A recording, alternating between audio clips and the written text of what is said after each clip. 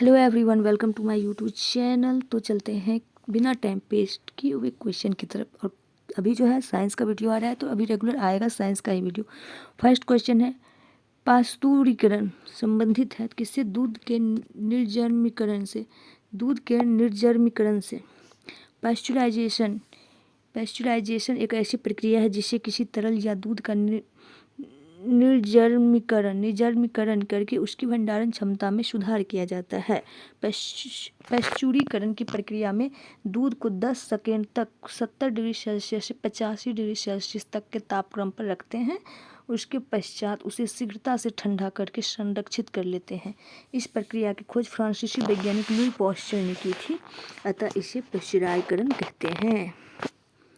Next है, निम्नलिखित में कौन से सुमेलित नहीं है? तो इसका हो जाएगा डी, पाश्चुरीकरण।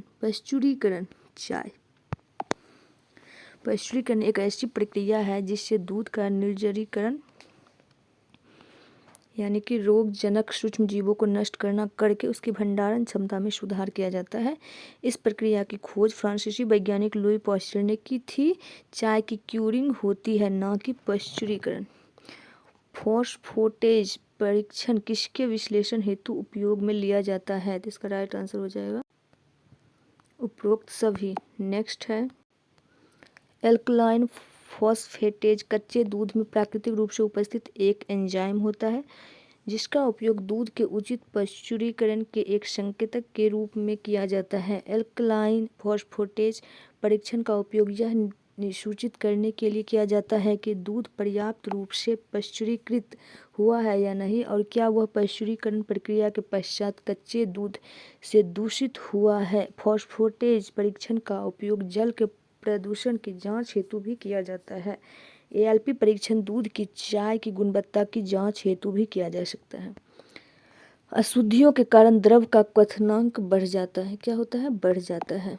जल में किसी विलय या अन्य घुलनशील पदार्थ को मिलाने पर क्वथनांक बढ़ जाता है, क्योंकि सतह पर उपस्थित विलय अणु जल के वाष्पन की दर को कम करता है। इससे विलयन में जल का वाष्प दाब शुद्ध जल में वाष्प दाब की तुलना में निम्न है। निम्न कथनों पर विचार कीजिए। नमक और बर्फ के मिश्रण से 0 डिग्री सेल्सियस से नीचे का तापमान प्राप्त होता है। नमक बर्फ के हिमांक को बढ़ा देता है। उपर्युक्त कथनों के संदर्भ में निम्न में से कौन से सही है? तो इसका राइट आंसर हो जाएगा ऑप्शन सही। ए सही है परंतु आर गलत है।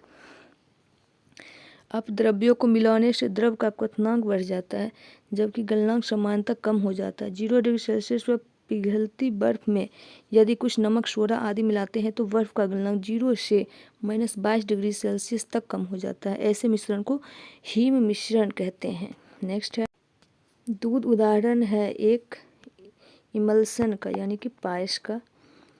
दूध का पायस का उदाहरण है। इसे विटामिन सी के अलावा सभी पोषक तत्व प्राप्त होते हैं। इनमें से कौन कोलाइडी नहीं है? तो ये हो जाएगा शहद। कोलाइडी एक विषमांगी विलयन होते हैं। वे विलयन टिंडल प्रभाव तथा ब्राउनियन गति दर्शाते हैं। शहद टिंडल प्रभाव नहीं दर्शाता, अतः ये कोलाइड नहीं है। कोहरे में निम्नलिखित में से कौन से कोलाइड तंत्र अभिव्यक्त होता है? इसका राइट आंसर हो जाएगा गैस में द्रव। नेक्स्ट है, कोहरे में जलवाष्प का संघनन लघु जल बिंदुओं के रूप में होता है, जो धरातल की दृश्यता को प्रभावित करता है।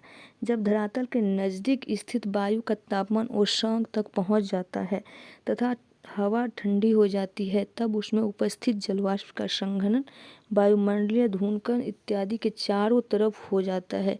ये संघनित जल की बूंदें हल्की होने के कारण हवा में लटकी रहती है। नेक्स्ट है, नीचे दिए गए हैं एक कथन ए तथा दूसरे आर। कथन ए में है, एक गिलास पानी में नमक का घोल समरस होता है। पूरे हिस्से में विभिन्न संगठन वाला घोल समरस होता है। तो इसका राइट आंसर ऑप्शन ए हो जाएगा। ए सही है परंतु आर गलत है। किसी मिश्रण में 2 या अधिक पदार्थों के कण किसी भी अनुपात में उपस्थित हो सकते हैं। कोई मिश्रण समांगी यानी कि होमोजेनियस या हेट्रोजीनियस हो सकता है। किसी समांगी मिश्रण में घटक एक दूसरे से पूर्णतः मिश्रित होते हैं। इसका अर्थ है कि मिश्रण के घटकों के कण संपूर्ण मिश्रण में एक समान रूप से बिखरे रहते हैं और पूरे मिश्रण का संगठन एक समान होता है। नमक एवं पानी का घोल एक समांगी मिश्रण होता है। अतः दिया गया है कि यदि 100 ग्राम चीनी को आधा लीटर पानी में मिलाकर एक असंतृप्त चीनी का घोल तैयार किया जाए तो निम्न में कौन सी भौतिक राशि नहीं बदलेगी? तो ये हो जाएगा आयतन। यदि 100 ग्राम चीनी को आधा लीटर पानी में मिलाकर एक असंतृप्त चीनी का घोल तैयार किया जाए तो चीनी पानी में घुली रहेगी तथा इसमें और चीनी घुलने की संभावना रहेगी क्योंकि विलयन और संतृप्त है। इस प्रक्रिया में विलयन की सांद्रता व घनत्व बढ़ जाएगा। नेक्स्ट है, पानी मिट्टी से जड़ों में जिस भौतिक प्रक्रिया द्वारा गुजरता है उसे कहा जाता है तो परासरण। परासरण पौधे और जंतुओं की कोशिकाओं में महत्वपूर्ण भूमिका अदा करता है।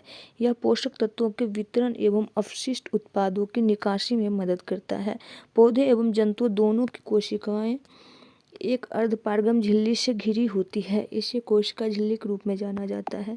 यह झिल्ली कोशिका और उसके वातावरण के बीच एक चयनात्मक अवरोध का निर्माण करती है और वातावरण से विषाक्त पदार्थों को कोशिका में प्रवेश नहीं करने देती है। पौधों में परासरण प्रक्रिया द्वारा जड़ों की अर्धपारगम झिल्ली के उपयोग के माध्यम से मिट्टी से जल खनिज का अवशोषण होता है। नेक्स्ट क्वेश्चन है, खीरे को काटकर यदि नमक डाला जाता है तो निम्न में से किसके कारण पानी निकलता है? तो ये हो जाएगा परासरण के कारण। परासरण यानी कि ओस्मोसिस की प्रक्रिया अर्धपारगम झिल्ली से होकर होती है। परासरण में विलायक के अणु कम सांद्रता के क्षेत्र से अधिक सांद्रता के क्षेत्र की ओर गति करती है। खीरे में नमक डालने से पानी बाहर क्षेत्र की सांद्रता अधिक हो जाती है जिसके कारण खीरे के अंदर पानी बाहर निकलने लगता है। निम्नलिखित कथनों पर विचार कीजिए। परासरण के प्रक्रम विलायक सांद्र घोल में तनु घोल की ओर जाता है। प्रतिलोम परासरण में तनु घोल पर बाह्य दाब लगाया जाता है। इसका राइट आंसर होगा ना तो 1 और ना ही 2। परासरण के प्रक्रम में किसी भी विलायक में प्रवाह प्रसरण तनु विलयन से सांद्र विलयन की ओर होता है। प्रतिलोम परासरण में बाह्य दाब सांद्र विलयन पर लगाया जाता है। सांद्र विलयन पर बाह्य दाब लगाकर उसमें उपस्थित विभिन्न प्रकार के अणुओं एवं आयनों को विलयन से पृथक किया जाता है। नेक्स्ट है, ठोस अशुद्धियों के शुद्धिकरण के लिए निम्नलिखित में से कौन सी प्रक्रिया उपयोगी नहीं है? तो ये हो जाएगा आसवन। आसवन की प्रक्रिया का उपयोग प्रायः तरल अशुद्धियों के शुद्धिकरण के लिए किया जाता है जबकि ऊर्ध्वपातन एवं क्रिस्टलीकरण का उपयोग ठोस अशुद्धियों के शुद्धिकरण के लिए होता है।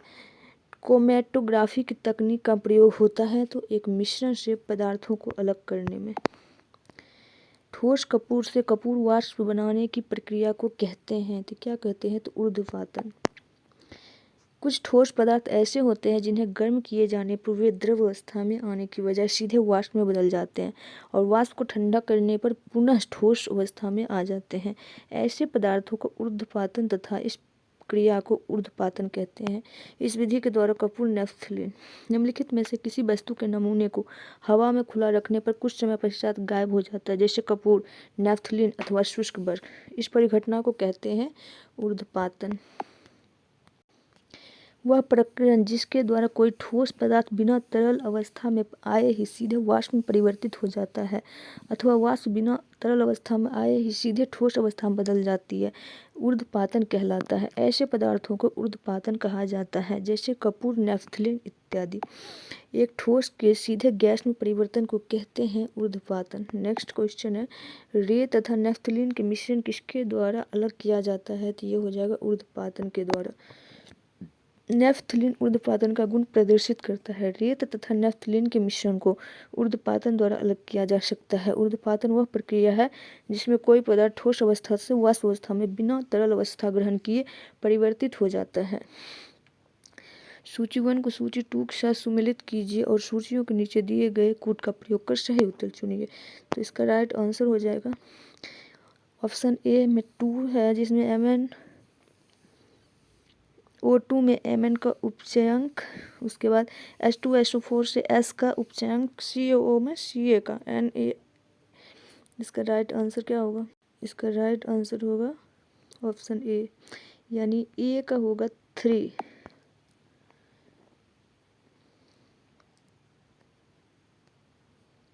ए का होगा 3, बी का होगा 4, बी का होगा 4, सी का होगा 1,